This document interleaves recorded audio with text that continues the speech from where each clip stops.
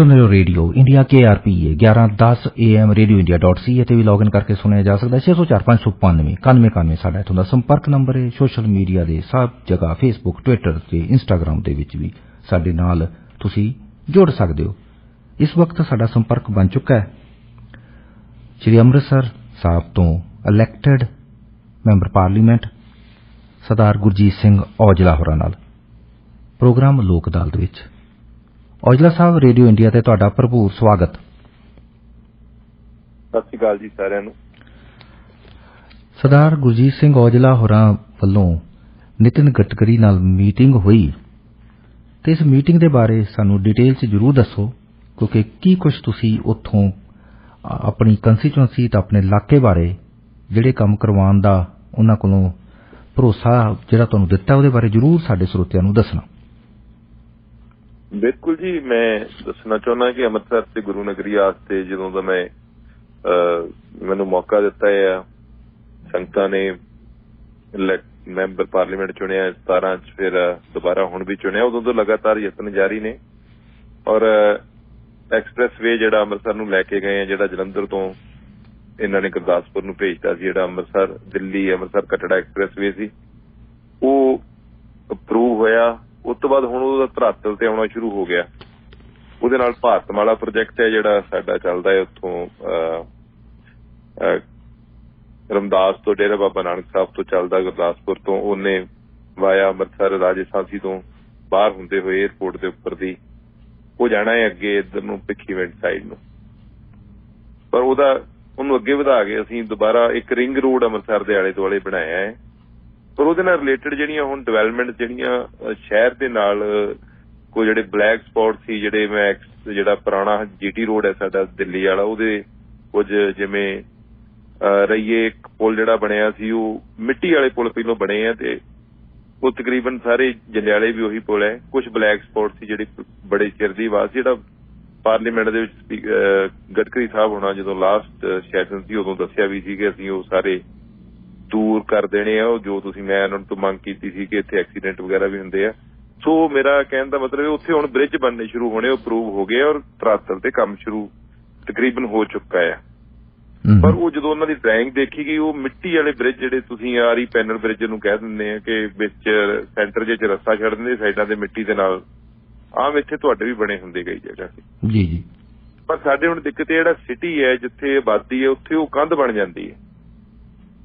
ਹੁਣ ਤੁਹਾਡੇ ਜਿਹੜੇ ਡਿਵੈਲਪ ਕੰਟਰੀ ਉੱਥੇ ਅੰਡਰਪਾਸ ਜ਼ਿਆਦਾ ਬਣਾਉਂਦੇ ਨੇ ਜਿੱਥੇ ਸ਼ਹਿਰ ਆ ਜਾਣ, ਪਰ ਸਾਡੇ ਇੱਥੇ ਉਹ ਪੁਰਾਣੀ ਤਕਨੀਕ ਹੀ ਹੈ ਕਿ ਉਹ ਮਿੱਟੀ ਵਾਲੇ ਬ੍ਰਿਜ ਬਣਾ ਕੇ ਉੱਪਰ ਦੀ ਲੰਘ ਜਾਂਦਾ, ਥੱਲੇ ਰਸਤੇ ਛੱਡ ਦਿੰਦੇ। ਉਹ ਹੁਣ ਉਹਨਾਂ ਨੂੰ ਅਸੀਂ ਰਿਕੁਐਸਟ ਕੀਤੀ ਸੀ ਕਿ ਤੁਸੀਂ ਇਹਨਾਂ ਨੂੰ ਪਿੱਲਰ ਤੇ ਲੈ ਜਾਓ ਬ੍ਰਿਜ ਨੂੰ, ਤਾਂ ਕਿ ਥੱਲੇ ਮਤਲਬ ਦੋਹੀਂ ਬੰਨੀ ਦਿਖਦਾ ਰਹਿੰਦਾ ਹੈ ਔਰ ਜਿਹੜੀ ਆਵਾਜਾਈ ਹੈ ਉਹ ਵੀ ਸੌਖੀ ਹੁੰਦੀ ਹੈ ਔਰ ਵੇਖਣ ਨੂੰ ਵੀ ਉਹ ਚੰਗਾ ਲੱਗਦਾ ਹੈ।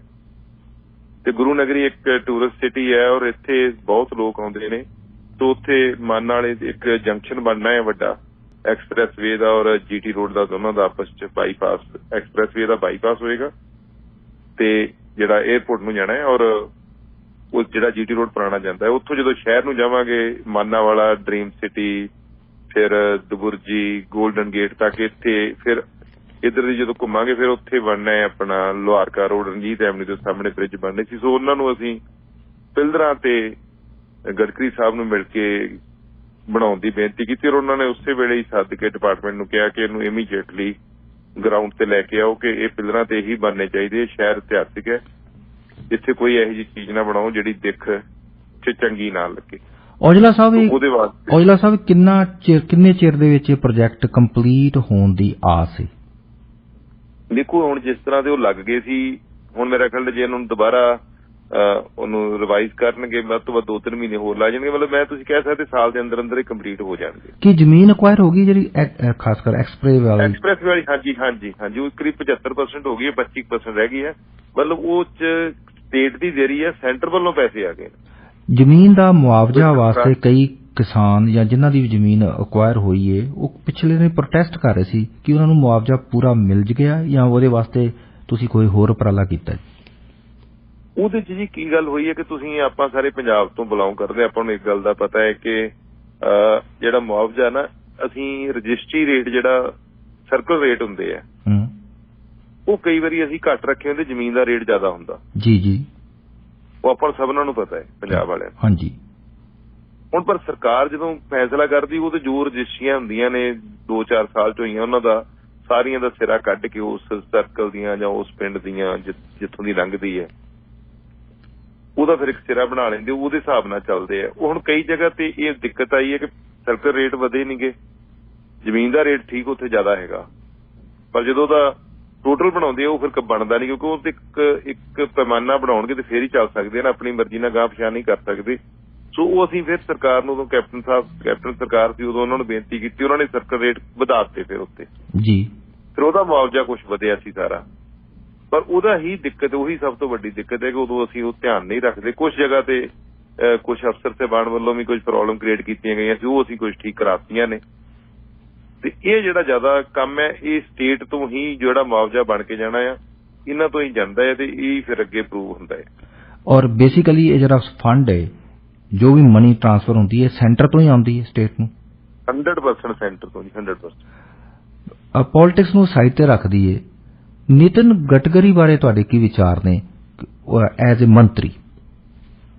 ਬਹੁਤ ਵਧੀਆ ਬੰਦਾ ਜੀ, ਬੜਾ ਇਨੋਵੇਟਿਵ ਬੰਦਾ ਹੈ ਔਰ ਬੜੀ ਸੂਝ ਰੱਖਦਾ ਹੈ ਔਰ ਚੰਗੇ ਕੰਮ ਨੂੰ, ਜਿੱਦਾਂ ਹੁਣ ਮੈਂ ਲੈ ਕੇ ਗਿਆ ਤੇ ਉਹਨੇ ਬੜੇ ਖੁੱਲ੍ਹ ਕੇ ਕਿਹਾ, ਆਂਦਾ ਵੀ ਜਿਹੜੇ ਮਿੱਟੀ ਵਾਲੇ ਬ੍ਰਿਜ ਆ, ਮੈਨੂੰ ਵੀ ਪਤਾ ਸੀ, ਆਂਦਾ ਇਹ ਠੇਕੇਦਾਰ ਕਿਉਂਕਿ ਇਹਨਾਂ ਨੂੰ ਪੈਸੇ ਜ਼ਿਆਦਾ ਪਾਈਦੇ ਖਰਾਬ ਕਰਦੇ ਆ, ਤੇ ਉਹਨੇ ਉਹਨਾਂ ਨੂੰ ਮਤਲਬ ਦੱਬੀ ਜ਼ਬਾਨ ਨਾਲ ਵੀ ਕਿਹਾ ਵੀ ਤੁਹਾਨੂੰ ਨਹੀਂ ਸਮਝ ਆਉਂਦੀ ਕਿ ਕਿਉਂ ਬਣਾਉਂਦੇ ਜੇ, ਜਦੋਂ ਮੈਂ ਇੰਨੇ ਕੰਮ ਕਰ ਰਿਹਾ, ਤੁਸੀਂ ਨਿੱਕੇ ਜਿਹੇ ਕੰਮਾਂ ਵਾਸਤੇ ਮੈਨੂੰ ਤੁਸੀਂ ਲੋਕਾਂ ਦੀ ਕਚਹਿਰੀ 'ਚ ਕਿਉਂ ਖੜਾ ਕਰਦੇ ਜੀ?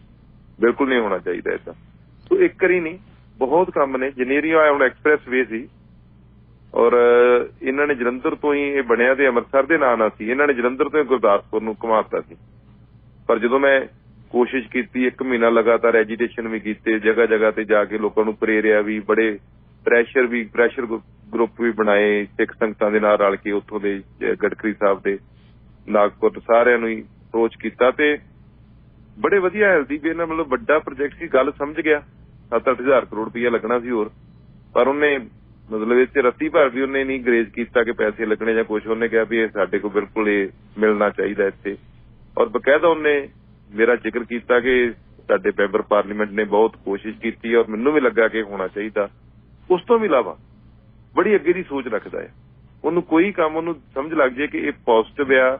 ਉਹਨੇ ਨਹੀਂ ਕਦੀ ਵੇਖਿਆ ਕਿ ਕਿਹੜੀ ਪਾਰਟੀ ਵਾਲਾ ਕਹਿ ਰਿਹਾ, ਇਹ ਕਿਉਂ ਕਹਿ ਰਿਹਾ, ਇਹ ਕਿਹਨੂੰ। ਹੁਣ ਜਿੱਦਾਂ ਇਹ ਵੱਡਾ ਪ੍ਰੋਜੈਕਟ ਸੀ, ਉਹ ਆਪਣੀ ਪਾਰਟੀ ਦੇ ਬੰਦੇ ਦਾ ਵੀ ਨਾਂ ਲੈ ਕੇ ਕਹਿ ਸਕਦਾ ਸੀ, ਉਹਨੇ ਕਿਹਾ ਨਹੀਂ, ਜਦ ਕਿ ਸਾਰੇ ਬੈਠੇ ਸੀ। ਉਹਨੇ ਕਿਹਾ ਨਹੀਂ, ਇਹ ਮੈਂਬਰ ਪਾਰਲੀਮੈਂਟ ਜਿਹੜਾ ਸਾਡੇ ਲੋਕ ਸਭਾ ਇਹਨੇ ਮੁੰਡੇ ਨੇ ਸਾਡੇ ਇਹਨੇ ਅਪਰੋਚ ਕੀਤੀ ਔਰ ਮੈਂ ਇਹਨੂੰ ਅਪਰੂਵ ਕਰਦਾ। ਉਸ ਮੀਟਿੰਗ 'ਚ ਕੈਪਟਨ ਵੀ ਹਾਜ਼ਰ ਸੀ, ਹਰਸਿਮਰਤ ਕੌਰ ਬਾਦਲ ਵੀ ਸੀ, ਸਾਡੇ ਸ਼ਵੇਤ ਮਲਿਕ ਜੀ, ਸਾਰੇ ਹਾਜ਼ਰ ਸਨ। ਪਰ ਦੇਖੋ, ਮੇਰਾ ਮਕਸਦ ਕਹਿਣ ਦਾ ਹੈ ਕਿ ਉਹ ਬੜਾ ਪੋਜ਼ਿਟਿਵ ਬੰਦਾ ਹੈ ਔਰ ਉਹਨੂੰ ਅਸੀਂ ਇਸ ਗੱਲ ਦੀ ਤਾਰੀਫ ਉਹਦੀ ਹਮੇਸ਼ਾ ਹੀ ਕਰੀਦੀ ਹੈ, ਪਾਰਲੀਮੈਂਟ ਦੇ ਅੰਦਰ ਵੀ ਔਰ ਬਾਹਰ ਵੀ ਕਰੀ। ਤੁਸੀਂ ਸੁਣ ਰਹੇ ਜੀ radio India KRP 1110 AM program Lok Adalat Amarjit Cheema ਪੇਸ਼ ਕਰਦਾ 9 ਵਜੇ ਤੋਂ ਲੈ ਕੇ 11 ਵਜੇ ਤੱਕ। ਸਾਡੇ ਨਾਲ ਨੇ ਸਰਦਾਰ ਗੁਰਜੀਤ ਸਿੰਘ ਔਜਲਾ, ਮੈਂਬਰ ਪਾਰਲੀਮੈਂਟ ਅੰਮ੍ਰਿਤਸਰ ਤੋਂ। ਔਜਲਾ ਸਾਹਿਬ, ਇਸ ਤੋਂ ਇਲਾਵਾ ਇੰਡੀਅਨ ਰੇਲਵੇ ਦੀ ਸਰਵਿਸ ਅੰਮ੍ਰਿਤਸਰ ਦੇ ਸਟੇਸ਼ਨ ਤੱਕ ਅੱਛੀ ਹੈ, ਹੋਰ ਵੀ ਬਿਹਤਰ ਬਣਾਈ ਜਾ ਸਕਦੀ ਹੈ, ਪਰ ਪਿਛਲੇ ਦਿਨੀ ਕਿਸਾਨ ਅੰਦੋਲਨ ਨਾਲ ਬਹੁਤ ਜਗ੍ਹਾ, ਖਾਸ ਕਰ ਅੰਮ੍ਰਿਤਸਰ ਦੇ ਨਜ਼ਦੀਕ ਹੀ ਬਲੌਕ ਲੱਗਾ ਰਿਹਾ, ਬਲੌਕੇਜ ਦਾ ਕਾਫੀ ਨੁਕਸਾਨ ਹੋਇਆ। ਮੈਨੂੰ ਲੱਗਦਾ ਇੰਡੀਅਨ ਰੇਲਵੇ, ਮੈਂ ਵੀ ਇੰਡੀਅਨ ਰੇਲਵੇ ਦਾ ਸਾਬਕਾ ਇੰਜੀਨੀਅਰ ਹਾਂ, ਇੰਡੀਅਨ ਰੇਲਵੇ ਅੰਮ੍ਰਿਤਸਰ ਵੱਲ ਇੰਨੀ ਤਵੱਜੋ ਨਹੀਂ ਦੇਗੀ ਉਸ ਐਜੀਟੇਸ਼ਨ ਦੇ ਪਰਪਸ ਕਰਕੇ, ਉਸ ਐਜੀਟੇਸ਼ਨ ਦੇ ਕਾਰਨ। ਤੁਹਾਡਾ ਕੀ ਮੰਨਣਾ ਹੈ? ਜੀ ਦੇਖੋ, ਸਾਡੇ ਨਾਲ ਕੁਝ ਬਦਕਿਸਮਤੀ ਹੈ ਕਿ ਕੁਝ ਲੋਕ ਆਪਣੀ ਰਾਜਨੀਤੀ ਚਮਕਾਉਣ ਵਾਸਤੇ, ਆਪਣੇ ਆਪ ਨੂੰ ਵੱਡਾ ਕਰਨ ਵਾਸਤੇ ਜਿਹੇ ਕੰਮ ਕਰ ਦਿੰਦੇ ਆ ਜਿਹਦੇ ਨਾਲ ਸਾਡਾ ਬਹੁਤ ਨੁਕਸਾਨ ਹੁੰਦਾ।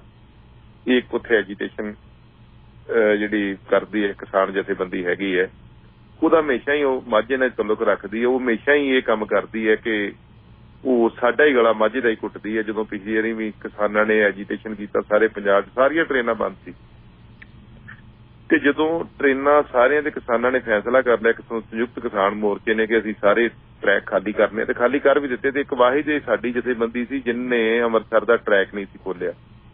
ਫਿਰ ਉਦੋਂ ਵੀ ਸਾਰੇ ਵਪਾਰੀ ਉੱਠ ਪਏ, ਸਾਰਾ ਸ਼ਹਿਰ ਦੇ ਲੋਕਾਂ ਫਿਰ ਪ੍ਰੈਸ ਕਾਨਫਰੰਸਾਂ ਕੀਤੀਆਂ ਵੀ ਅਸੀਂ ਤੁਹਾਡਾ ਘਰਾਓ ਕਰਾਂਗੇ ਜੇ ਤੁਸੀਂ ਨਾ ਖੋਲਿਆ। ਕਿਉਂਕਿ ਅੰਮ੍ਰਿਤਸਰ ਤੋਂ ਦੇਖੋ ਇਕੱਲੇ ਟੂਰਿਸਟ ਨਹੀਂ ਆਉਂਦੇ, ਇੱਥੋਂ ਬਹੁਤ ਆਵਾਜਾਈ ਜਿਹੜੀ ਸਾਡੇ ਸਮਾਨ ਆ, ਸਾਜੋ ਸਮਾਨ ਆ, ਬਾਹਰੋਂ ਆਉਂਦਾ ਵੀ ਆ, ਇੱਧਰੋਂ ਵੀ ਜਾਂਦਾ, ਖੇਤੀ ਦਾ ਵੀ ਜਾਂਦਾ ਆ, ਪਲੱਸ ਸਾਡੇ ਬਹੁਤ ਲੋਕ ਜਿਹੜੇ ਆ ਬਾਹਰ ਅੰਬਾਲੇ ਤੱਕ ਡੇਲੀ ਸਫ਼ਰ ਕਰਦੇ ਨੇ। ਅਰਲੀ ਮਾਰਨਿੰਗ ਟ੍ਰੇਨ ਤੇ ਜਾਂਦੇ, ਵਿਚਾਰੇ ਰਾਤ ਨੂੰ ਘਰ ਆਉਂਦੇ ਨੇ ਜਾਂ 2 ਦਿਨ ਬਾਅਦ ਆਉਂਦੇ ਨੇ। ਉਹ ਡੇਲੀ ਪੈਸੇਂਜਰ ਬਹੁਤ ਜ਼ਿਆਦਾ ਹੈ ਸਾਡੇ। ਪਰ ਉਹ ਜਥੇਬੰਦੀ ਜਿਵੇਂ ਸਾਡੀ ਨਾ, ਕਿਵੇਂ ਮਤਲਬ ਪਤਾ ਨਹੀਂ ਕਿ ਉਹਨਾਂ ਦੇ ਮਨ 'ਚ ਕੀ ਹੈ ਜਾਂ ਕਿੱਥੋਂ ਰਿਮੋਟ ਕੰਟਰੋਲ ਨਾਲ ਚੱਲਦੇ ਨੇ। ਉਹ ਹੁਣ ਵੀ ਉਹਨਾਂ ਨੇ ਐਤਕੀ ਵੀ ਇਹੀ ਕੁਝ ਕੀਤਾ।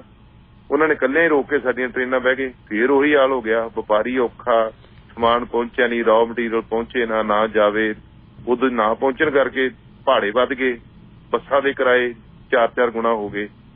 ਉਹ ਤੇ ਐਂ ਲੱਗਦਾ ਜਿਵੇਂ ਕੋਈ ਬਲੈਕਮੇਲਿੰਗ ਕਰਦੇ ਰਲ ਲਾ ਕੇ ਵੀ ਚਲੋ ਹੁਣ 10 ਦਿਨ ਲਾ ਲਓ ਤੇ ਇੱਧਰੋਂ 4 ਪੈਸੇ ਲੱਭ ਜਾਣ। ਮੈਂ ਤੇ ਬਹੁਤ ਤੰਗ ਹਾਂ ਜੀ। ਅਸੀਂ ਇਹ ਤੁਹਾਨੂੰ ਸਹੀ ਗੱਲ ਦੱਸੀਏ ਕਿ ਮਤਲਬ ਪਰੇਸ਼ਾਨ ਹੋ ਜਾਈਦਾ, ਪਰ ਉਹ ਕਿਸਾਨੀ ਦੇ ਨਾਂ ਝੰਡੇ ਦੇ ਹੇਠ ਇਹ ਮਤਲਬ ਗਲਤ ਕੰਮ ਕਰਦੇ ਨੇ। ਅੰਮ੍ਰਿਤਸਰ ਦੇ ਹੋਇਆ ਜਦ ਕਿਤੇ ਹੋਇਆ ਮਾੜਾ ਮੋਟਾ, ਕਦੀ ਕਿਤਾਈ ਕਿਤੇ ਹੋ ਗਿਆ। ਨਾਲੇ ਵੱਡੀ ਗੱਲ, ਜਦੋਂ ਸਾਰੇ ਪੰਜਾਬ ਦੀਆਂ ਨਹੀਂ ਬੰਦ, ਫਿਰ ਕੱਲੀਆਂ ਅੰਮ੍ਰਿਤਸਰ ਦੀਆਂ ਕੋਈ ਬੰਦ ਹੈ ਜੀ? ਜੇ ਤੁਸੀਂ ਇੰਨਾ ਹੀ ਐਜੀਟੇਸ਼ਨ ਕਰਨਾ, ਤੁਸੀਂ ਅੰਬਾਲੇ ਜਾ ਕੇ ਕਰ ਲਓ, ਪਤਾ ਲੱਗੇ ਲੱਕ ਟੁੱਟੇ, ਸਰਕਾਰ ਵੀ ਤੁਹਾਡੀ ਗੱਲ ਸੁਣੇ। ਇਹਦੇ ਨਾਲ ਤੇ ਅੰਮ੍ਰਿਤਸਰ ਦਾ ਗਲਾ ਘੁੱਟਿਆ ਜਾਂਦਾ। ਉਹ ਤੁਹਾਡੀ ਗੱਲ ਬਿਲਕੁਲ ਠੀਕ ਹੈ। ਫਿਰ ਰੇਲਵੇ ਵੀ ਤਵੱਜੋ ਘੱਟ ਦਿੰਦਾ ਵੀ ਠੀਕ ਹੈ ਯਾਰ, ਤੁਸੀਂ ਆਪਣੇ ਬੰਦੇ ਹੀ ਇਦਾਂ ਕਰੋਗੇ ਤੇ ਫਿਰ ਬਾਕੀ ਕਰਨਗੇ। ਅੰਮ੍ਰਿਤਸਰ ਦੇ ਵਪਾਰੀ ਬੜੇ ਫੇਮਸ ਨੇ। ਕੱਪੜੇ ਦਾ ਵਪਾਰ ਬਹੁਤ ਹੈ, ਪੁਰਾਣੀ ਮਾਰਕੀਟ ਇੱਥੇ ਅੱਜ ਦੀ ਨਹੀਂ, ਕਈ ਕਹਿ ਸਕਦੇ ਸਦੀਆਂ ਤੋਂ ਇੱਥੋਂ ਦਾ ਵਪਾਰ ਥਰੂ ਆਊਟ ਇੰਡੀਆ ਜਾਂਦਾ ਰਿਹਾ। ਉਹਦੇ ਕਰਕੇ ਕਿਤੇ ਇਹ ਨਾ ਹੋਵੇ ਕਿ ਕੰਮ ਜਿਹੜਾ ਉਹ ਪਿੱਛੇ ਰਹਿ ਜਾਏ। ਔਜਲਾ ਸਾਹਿਬ, ਬਿਲਕੁਲ ਠੀਕ। ਔਜਲਾ ਸਾਹਿਬ, ਇੱਕ ਸਵਾਲ ਸਾਡੇ ਤੁਹਾਡੇ ਵਾਸਤੇ, ਖਾਸ ਕਰ ਸਾਡੇ ਕੈਨੇਡਾ ਨਾਲ ਰਿਲੇਟਡ ਹੈ ਤੇ ਅੰਮ੍ਰਿਤਸਰ ਨਾਲ ਵੀ ਰਿਲੇਟਡ ਹੈ ਜੀ। ਔਜਲਾ ਸਾਹਿਬ, ਫਲਾਈਟਸ ਵਾਸਤੇ ਉਪਰਾਲਾ ਕੀਤਾ ਜਾ ਰਿਹਾ ਹੈ। ਸਾਡੇ ਖਾਸ ਮਿੱਤਰ ਹੀ ਨੇ ਜੀ ਗੁਮਟਾਲਾ ਸਾਹਿਬ, ਉਹ ਇੱਥੋਂ ਅਮਰੀਕਾ ਤੋਂ ਡੈਲਸ ਤੋਂ ਵੀ ਕਰਦੇ ਨੇ। ਉਹਨਾਂ ਦੇ ਪਿਤਾ ਜੀ ਉੱਥੇ ਵੀ ਕਰਦੇ, ਅੰਮ੍ਰਿਤਸਰ ਵਿਕਾਸ ਮੰਚ ਵੀ ਹੈ, ਤੁਸੀਂ ਸ਼ਾਇਦ ਉਹਨੂੰ ਜਾਣਦੇ ਵੀ। ਉਹਨਾਂ ਨੇ ਕਾਫੀ ਯਤਨ ਕੀਤੇ, ਤੁਹਾਨੂੰ ਮਿਲੇ ਵੀ ਕਈ ਵਾਰ। ਆ ਪਿੰਡ ਦੀ ਨਹੀਂ ਜੀ ਸਾਡੇ। ਹਾਂਜੀ।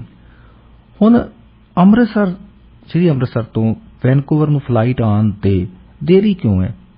ਹੁਣ ਟਾਟਾ ਕੋ ਆ ਗਈ ਹੈ। ਟਾਟਾ ਤਾਂ ਬਿਜ਼ਨਸ ਮਾਈਂਡਡ ਨੇ, ਉਹ ਤਾਂ ਚਾਹਣਗੇ, ਔਰ ਤੁਸੀਂ ਯਤਨ ਕਰੋ। ਹਾਂਜੀ। ਨਹੀਂ, ਯਤਨ ਤੇ ਦੇਖੋ, ਤੁਸੀਂ ਦੇਖਿਆ ਹੋਊਗਾ ਬਜਟ ਸੈਸ਼ਨ 'ਚ ਮੈਂ ਉਦੋਂ ਜੀ ਗੱਲਾਂ ਕਰਕੇ ਹਟੇ ਹਾਂ, ਔਰ ਅੱਜ ਵੀ ਟਾਈਮ ਸੀ ਸਿੰਧੀਆ ਜੀ ਨਾਲ, ਪਰ ਉਹਨਾਂ ਨੂੰ ਕਿਤੇ ਜਾਣਾ ਪੈ ਗਿਆ। ਇਹ ਡਿਟੇਲ 'ਚ ਗੱਲਬਾਤ ਉਹਨਾਂ ਨਾਲ ਹੋਈ ਹੈ ਜੀ ਕਿ ਕੁਝ ਬਾਈਲੈਟਰਲ ਇਸ਼ੂ ਨੇ ਜਿਹੜੇ ਠੀਕ ਕਰਨੇ ਪੈਣੇ ਨੇ। ਸਾਡੇ ਪੁਆਇੰਟ ਆਫ ਕਾਲ ਅੰਮ੍ਰਿਤਸਰ ਨਹੀਂ ਹੈਗਾ। ਕੁਝ ਇਹਨਾਂ ਵੱਲੋਂ ਕੈਨੇਡਾ ਦੇ ਜਿਹੜਾ ਪਿੱਛੇ ਇਹਨਾਂ ਨੇ ਚਲਾਈ ਸੀ ਇੱਕ ਸਾਈਨ ਕੰਪੇਨ, ਇੱਕ ਪਟੀਸ਼ਨ ਫਾਈਲ ਕੀਤੀ ਸੀ, ਉਹਦਾ ਜਵਾਬ ਆਇਆ ਸੀਗਾ। ਜੇ ਤੱਕ ਅਸੀਂ ਕੋਸ਼ਿਸ਼ ਹੀ ਨਹੀਂ ਕੀਤੀ, ਪਰ ਉਹਦੇ ਨਾਲ ਚਲੋ ਅਸੀਂ ਆਪਣੀ ਕੋਸ਼ਿਸ਼ ਕਰੀਏ, ਉਧਰੋਂ ਕਰਨ ਤੇ ਦੋਵਾਂ ਨੂੰ ਬੂਰ ਪਵੇ। ਤੋ ਟੋਰਾਂਟੋ, ਵੈਨਕੂਵਰ ਦੇ ਪੰਜਾਬੀਆਂ ਨੂੰ ਯਕੀਨ ਦਵਾਉਂਦੇ ਕਿ ਸਾਡੇ ਵੱਲੋਂ ਪੂਰੀ ਕੋਸ਼ਿਸ਼ ਰਹੇਗੀ ਔਰ ਹਰ ਹੀਲੇ ਕੋਸ਼ਿਸ਼ ਕਰਾਂਗੇ ਕਿ ਫਲਾਈਟਾਂ ਇੱਥੇ ਤੁਹਾਨੂੰ ਸਿੱਧੀਆਂ ਮਿਲਣ ਔਰ ਤੁਸੀਂ ਸੌਖੇ ਆ ਜਾ ਸਕੋ ਗੁਰੂ ਨਗਰੀ ਦੇ ਵਿੱਚ। ਔਰ ਇਹ ਅਸੀਂ ਵਜੋਂ ਪਹਿਲੋਂ ਵੀ ਗੱਲ ਕੀਤੀ ਸੀ ਕਿ ਤੁਸੀਂ ਬੇਸ਼ੱਕ ਦੀ ਭਾਵੇਂ ਹਫ਼ਤੇ 'ਚ 2 ਦਿਨ ਵੈਨਕੂਵਰ ਤੋਂ ਆ ਜਾਓ, 4 ਦਿਨ ਇੱਧਰੋਂ ਆ ਜਾਓ, 3 ਦਿਨ ਉੱਧਰੋਂ ਆ ਜਾਓ, ਕੋਈ ਟੋਰਾਂਟੋ ਤੋਂ ਆ ਜਾਓ, ਪਰ ਫਲਾਈਟ ਜ਼ਰੂਰ ਇੱਥੋਂ ਜਾਣੀ ਚਾਹੀਦੀ ਹੈ ਡਾਇਰੈਕਟ ਜਿਹੜੀ ਹੈ। ਔਰ ਮੈਨੂੰ ਲੱਗਦਾ ਹੈ ਕਿ ਕਿਉਂਕਿ ਸਿੰਧੀਆ ਸਾਹਿਬ ਬੜੇ ਵਧੀਆ ਮੰਤਰੀ ਹੈ ਔਰ ਮੇਰੀ ਉਹਨਾਂ ਨਾਲ 1-2 ਵਾਰੀ ਅੱਗੇ ਵੀ ਇਨਫਾਰਮਲ ਗੱਲ ਹੋਈ ਹੈ ਤੇ ਹੁਣ ਅਸੀਂ 1 ਦਿਨ 'ਚ ਮੀਟਿੰਗ ਹੈ ਸਾਡੀ। ਫਿਰ ਉਸ ਤੋਂ ਬਾਅਦ ਡਿਟੇਲ ਜਿਹੜੀਆਂ ਨੇ ਤੁਹਾਡੇ ਨਾਲ ਸਾਂਝੀਆਂ ਕਰਾਂਗੇ ਵੀ ਕੀ ਹੋਇਆ ਤੇ ਕਿਵੇਂ ਕਰਨ ਜਾ ਰਹੇ। ਜਿੱਥੇ ਤੱਕ ਤੁਸੀਂ ਏਅਰ ਇੰਡੀਆ ਦੀ ਗੱਲ ਕੀਤੀ, ਉਹਦੇ ਜੇ ਉਹਨਾਂ ਨੇ ਟੇਕ ਓਵਰ ਕੀਤੀ ਹੈ, ਜਦੋਂ ਥੋੜਾ ਜਿਹਾ ਟਾਈਮ ਲੱਗੇਗਾ ਤੇ ਮੈਨੂੰ ਆਸ ਹੈ ਕਿ ਅਸੀਂ ਇੱਥੇ ਜ਼ਰੂਰ ਕਾਮਯਾਬ ਹੋਵਾਂਗੇ। ਕਿਉਂਕਿ ਇਹਨਾਂ ਦੇ ਪਿਤਾ ਜੀ ਜਦੋਂ ਰੇਲਵੇ ਮਿਨਿਸਟਰ ਸਨ, ਉਹ ਇੰਨੇ ਸੁਪਰ ਐਕਟਰ ਸਨ ਕਿ ਰੇਲ ਕੋਚ ਫੈਕਟਰੀ ਕੁਛ ਹੀ ਚਿਰਾਂ 'ਚ ਬਣ ਗਈ। 86 'ਚ ਉੱਥੇ ਕੁਝ ਵੀ ਨਹੀਂ ਸੀ ਤੇ 88 ਦੇ ਵਿੱਚ ਸਤੰਬਰ ਦੇ ਵਿੱਚ ਪਹਿਲਾ ਕੋਚ ਵੀ ਬਾਹਰ ਕੱਢ ਦਿੱਤਾ ਸੀ। ਬੜੇ ਤੇਜ਼ ਤਰਾਰ ਮੰਤਰੀ ਸਨ ਜਿਨ੍ਹਾਂ ਦੇ ਪਿਤਾ ਜੀ ਵੀ ਤੇ ਖੁਦ ਵੀ ਇਹ ਬੜੇ ਸੁਪਰ ਐਕਟਿਵ ਨੇ ਜੀ। ਇਹ ਮੈਂ ਤੁਹਾਡੀ ਗੱਲ ਉਹਨਾਂ ਨਾਲ ਸਾਂਝੀ ਜ਼ਰੂਰ ਕਰੂੰਗਾ ਕੱਲ ਜਦੋਂ ਮਿਲੇ। ਜਾਂ ਵੀ ਤੁਹਾਡੇ ਬਾਰੇ ਮਤਲਬ ਲੋਕਾਂ ਦੇ ਮਨ ਦੇ ਧਾਰਨਾ ਹੈਗੀ ਹੈ ਤੇ ਇਹਨੂੰ ਧਾਰਨਾ ਨੂੰ ਹੋਰ ਅੱਗੇ ਲੈ ਕੇ ਚੱਲੀਏ। ਲੋਕ ਤੁਹਾਡੇ ਪ੍ਰਤੀ ਪਰਪੱਕ ਹੋ ਜਾਣ ਵੀ ਤੁਸੀਂ ਪਰਿਵਾਰ ਹੀ ਇਦਾਂ ਦਾ ਜੇ ਵੀ ਜਿਹੜੇ ਕੰਮ ਨੂੰ ਹੱਥ ਪਾਓ ਘਰ ਜ਼ਰੂਰ ਦਿੰਦੇ ਜੇ। ਮੈਂ ਕੱਲ ਜ਼ਰੂਰ ਜ਼ਿਕਰ ਕਰੂੰਗਾ ਇਹਨਾਂ ਨਾਲ ਗੱਲ ਕਰਦੇ। ਬਹੁਤ ਬਹੁਤ ਸ਼ੁਕਰੀਆ ਜੀ ਔਜਲਾ ਸਾਹਿਬ। ਆਉਣ ਵਾਲੇ ਦਿਨਾਂ ਵਿੱਚ ਵੀ ਅਸੀਂ ਜ਼ਰੂਰ ਤੁਹਾਡੇ ਨਾਲ ਸੰਪਰਕ ਕਰਾਂਗੇ ਕਿਉਂਕਿ ਅੰਮ੍ਰਿਤਸਰ ਸਾਹਿਬ ਤੋਂ ਅੱਜ ਕੱਲ੍ਹ ਨਵਾਂ ਜਿਹੜਾ ਨਿਊ ਇਮੀਗ੍ਰੈਂਟ ਬਹੁਤ ਜ਼ਿਆਦਾ ਜੀ ਇਸ ਇਲਾਕੇ 'ਚ ਆਇਆ ਹੋਇਆ ਔਰ ਤੁਹਾਡੀ ਸਾਰੀ ਆਵਾਜ਼ ਸੁਣ ਰਿਹਾ ਜੀ।